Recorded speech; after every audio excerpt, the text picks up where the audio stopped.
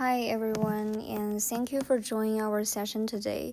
We are the delegation of Myanmar, and our topic is about the challenges faced by Southeast Asian migrant workers in Japan and how we can work together to find better solutions. In recent years, Japan has welcomed many workers from different Asian countries to fill labor shortages caused by an aging population and a decline in the domestic workforce. Among them, Myanmar has become one of the key sending countries. According to the Ministry of Justice of Japan, there are now more than 40,000 Myanmar migrant workers living and working in Japan. They mainly work in manufacturing factories, farms, and care centers, contributing greatly to Japan's economic growth and social support sectors. However, despite their important role, many workers still face various challenges such as language barriers, workplace stress, and limited protection of their rights.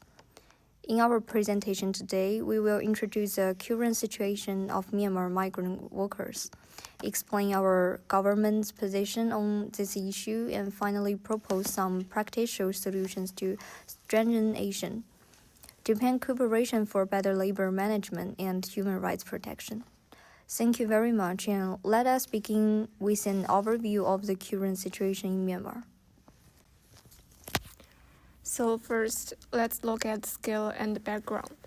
In 2023, there were over 17,000 Myanmar workers in Japan.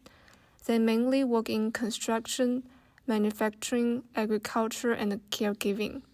The number of Myanmar workers has increased rapidly in recent years. This shows that Japan relies on Myanmar for labor, but it also means that support systems may not be fully ready. Second, language and cultural adaptation is a big challenge for Myanmar workers. Many workers cannot speak Japanese well. Even those who pass the Japanese language test sometimes struggle with work tasks or daily life. They may have difficulty taking to their colleagues, using medical services, or understanding local rules. This can lead to stress and isolation. So next is labor rights and working conditions are also important issues. Most Myanmar workers have steady jobs under Japan's specific skills program. However, some face unclear contracts, long working hours, or delayed wages. Language barriers and lack of information can make it hard for workers to protect their rights. Fourth, social support and welfare are limited. Many workers do not understand how to access healthcare or other services. They may feel lonely because it is hard to make friends or join the community. Without proper support, they may face mental health problems and difficulties in daily life.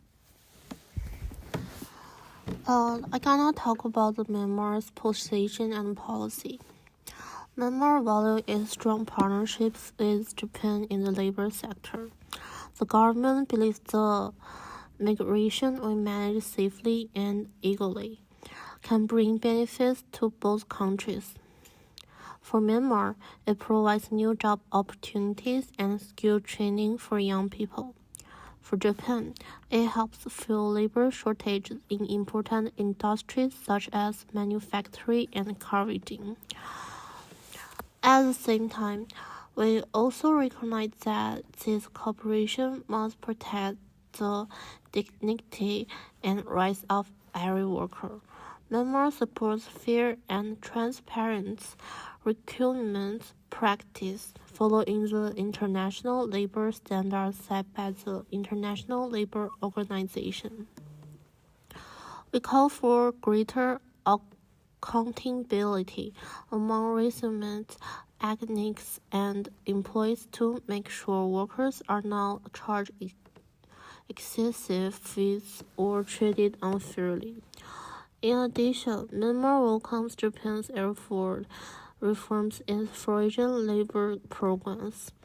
The new specific skills worker system is a positive step. as it offers longer employment, clear rights, and better protection for foreign workers. We believe these reforms will encourage more Myanmar people work confidently in Japan and strengthen mutual trust between our countries. Overall, Myanmar's position is simple. Labor cooperation should not only serve economic needs but also ensure human dignity, fairness, and shared growth for both sides. Looking towards the future, Myanmar believes that stronger cooperation with Japan and other Asian members is essential to protect our workers and improve labor mobility. First, between Myanmar and Japan, we propose setting up a Myanmar-Japan Labor Support Center. This center could provide free legal advice, translation assistance, and mental health for workers who face problems in the workplace. It would also help both governments and responsibility when issues occur. Second, Myanmar encouraged the expansion of pro-departure training programs. Those programs should focus not only on Japanese language but also on cultural understanding, workers' rights, and financial management. If workers are better prepared before leaving, they can adapt faster and avoid unnecessary risk aboard. At the Asian region level, Myanmar supports creating an Asian labor protection framework. Such a framework could harmonize basic labor standards and make sure all migrant workers in Japan receive equal protection. Alongside this, we propose building a shared migrant worker database so that countries can treat employment records, recruitment agencies, and any reported abuses more transparently. Finally, Myanmar calls for tripartite cooperation. Governments, private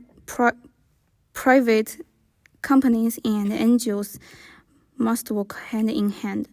Together, they can share data, promote fair contracts, and create safer working environments. Only through these kinds of partnership can we ensure that migration remains a source of dynasty, scale development, and mental prosperity for all parties involved. Finally, I would like to say that migrant workers are an important bridge connecting nations. Through their hard work in Japan, they bring new vitality to the local economy. At the same time, their efforts support their families and communities back home. This dual contribution deserves our deepest respect. As Myanmar, we firmly believe that a fair working environment and sufficient opportunities for skills development are the essential foundation for sustainable cooperation among nations. For this reason, we are willing to work hand in hand with Japan and other ASEAN countries to steadily advance toward the United Nations goal of decent work for all and partnership for the goal. Looking ahead, let us continue to deepen our cooperation and take concerned actions to safeguard the dignity, safety, and future for every migrant worker. Thank you all.